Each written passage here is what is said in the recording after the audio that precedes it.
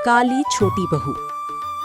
बरसात की हल्की हल्की फुहारें पड़ रही थीं। गांव के बाहर बने पुराने से मकान के आंगन में शांति देवी बैठी हुई थी। उनके चेहरे पर चिंता की लकीरें साफ दिखाई दे रही थीं। आज उनके छोटे बेटे मोहन की शादी थी। पूरे गांव में खुशी का माहौल था, लेकिन शांति देवी के मन में एक अलग ही बात चल रही थी।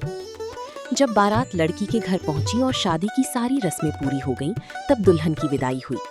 रात को जब नई बहू घर पहुंची और उसने घूंघट उठाया तो शांति देवी का चेहरा उतर गया। नई बहू का नाम राधा था। उसके नैन नक्श बहुत सुंदर थे, लेकिन उसका रंग सांवला था। शांति देवी ने मन ही मन सोचा, कैसी बहू ले आया मेरा बेटा, पूरे गांव में लोग क्या कहेंगे। राधा ने घर में कदम रखते ही सबके पैर छुए। उसकी आवाज में मिठास थी और व्यवहार में विनम्रता, लेकिन शांति देवी के दिल में उसके लिए कोई जगह नहीं बनी। घर में पहली से बड़ी बहू सुनीता थी। वो गोरी चिट्टी और सजनी सवरने की शौकीन थी। शांति देवी हर समय उसकी तारीफ करती रहती थी। अगली सुबह राधा सूरज निकलने से पहले उठ गई। उसने पूरे घर की सफाई की, चूल्हा जलाया, चाय बनाई और सबके लिए नाश्ता तैयार कर दिया। जब शांति देवी उठी तो सब कुछ तैयार देखकर हैरान रह गई, लेकिन तारीफ करने के बजाय बोली, काम कर लेने से कोई सुंदर नहीं हो जाता। राधा चुप रही। उसने मुस्कुराकर कहा, जी माँ जी। दिन बीतते गए। राधा पूरे मन से घर की सेवा करती रही। वो सास ससुर का ख्याल रखती, खेतों में पति का हाथ बटाती और घर की हर सदस्य की जरूरतों का ध्यान रखती, लेकिन उसे बदले में केवल ताने मिलते। एक दिन गांव में एक बड़ा समारोह था। सभी महिलाएं सज धज कर पहुंची। जब राधा वहां गई तो कुछ औरतें आपस में बातें करने लगी। देखो, यही है मोहन की पत्नी। अरे, कितनी काली है, मोहन को इससे अच्छी लड़की नहीं मिली क्या? राधा ने सब सुन लिया, लेकिन उसने कुछ नहीं कहा। उस रात वो अकेले में रोई। पहली बार उसे अपने रंग से दुख हुआ। मोहन ने उसे रोते देखा तो पूछा, क्या हुआ राधा? राधा ने आंसू पोंछते हुए कहा, कुछ नहीं। मोहन समझ गया था। उसने राधा का हाथ पकड़कर कहा, तुम दुनिया की सबसे सुंदर लड़की हो, क्योंकि तुम्हारा दिल सुंदर है। राधा मुस्कुरा दी। समय आगे बढ़ता गया। एक दिन शांति देवी अचानक सीढ़ियों से गिर गई। उनके पैर में गंभीर चोट लग गई। अब उन्हें हर काम के लिए किसी की जरूरत थी। बड़ी बहू सुनीता कुछ दिन तक सेवा करती रही, फिर बहाने बनाने लगी। माँ जी, मुझे बाजार जाना है। माँ जी, मेरी तबीयत ठीक नहीं है। माँ जी, मुझे आराम करना है। धीरे धीरे उसने हाथ खड़े कर दिए। लेकिन राधा दिन रात शांति देवी की सेवा करती रही। वो उन्हें समय पर दवा देती, खाना खिलाती, रात में कई बार उठकर उनका हाल पूछती।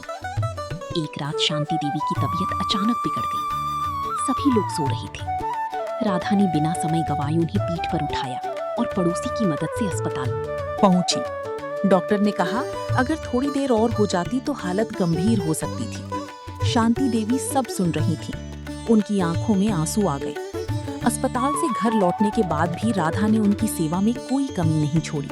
धीरे धीरे शांति देवी का दिल बदलने लगा, लेकिन किस्मत ने अभी एक और परीक्षा बाकी रखी थी। कुछ महीनों बाद घर में आर्थिक संकट आ गया। मोहन की फसल बर्बाद हो गई। ससुर जी बीमार पड़ गए। घर का खर्च चलाना मुश्किल हो गया। ऐसे समय में बड़ी बहू सुनीता ने अपने पति से कहा, हम अलग हो जाते हैं, हमें अपनी जिंदगी देखनी चाहिए। कुछ दिनों बाद बड़ा बेटा और बड़ी बहू अलग घर में रहने चले गए। शांति देवी टूट गई। उन्हें लगा कि जिस बहू को उन्होंने हमेशा सिर पर बैठाया, वही मुसीबत में साथ छोड़ गई। अब घर की सारी जिम्मेदारी मोहन और राधा पर आ गई। राधा ने अपने गहने निकालकर मोहन के हाथ में रख दिए। मोहन हैरान रह गया, ये क्यों दे रही हो? राधा बोली, घर बचाने के लिए, माँ बाबूजी का इलाज करवाने के लिए। गहने बाद में भी बन जाएंगे। मोहन की आंखें भर आईं। गहने बेचकर इलाज कराया गया। धीरे धीरे हालात सुधरने लगे। एक दिन गांव में अचानक आग लग गई। कई घर जलने लगे। हवा तेज थी। आग शांति देवी के घर की ओर बढ़ रही थी। सभी लोग अपनी जान बचाने में लगे थे।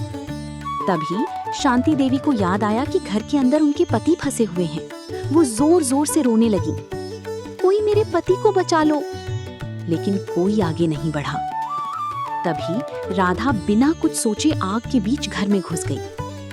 कुछ मिनट बाद वो अपने ससुर को सहारा देकर बाहर ले आई। उसके हाथ और चेहरा झुलस गए थे। गांव वाले हैरान रह गए। शांति देवी दौड़कर राधा के पास पहुंची। उन्होंने पहली बार राधा को सीने से लगा लिया। रोते हुए बोली, बेटी, मुझे माफ कर दे। मैंने तुझे तेरे रंग से पहचाना, तेरे दिल को कभी नहीं देखा। राधा की आंखों से भी आंसू बहने लगे। माँ जी, आप ऐसा मत कहिए, आप मेरी माँ हैं। उस दिन पूरे गांव ने देखा कि जिसे लोग उसके रंग के कारण कम समझते थे, वही सबसे बड़ी निकली। कुछ साल बीत गए। मोहन की मेहनत रंग लाई, खेती अच्छी होने लगी, घर की हालत सुधर गई। शांति देवी अब जहां भी जाती अपनी छोटी बहू की तारीफ करती। वो कहती, भगवान हर घर को राधा जैसी बहू दे। चेहरे की सुंदरता कुछ साल रहती है, लेकिन दिल की सुंदरता पूरी जिंदगी साथ रहती है। गांव की औरतें भी अब राधा का सम्मान करने लगी थी। एक दिन गांव की स्कूल में महिलाओं के सम्मान का कार्यक्रम रखा गया। सभी की सहमति से राधा को मंच पर बुलाया गया।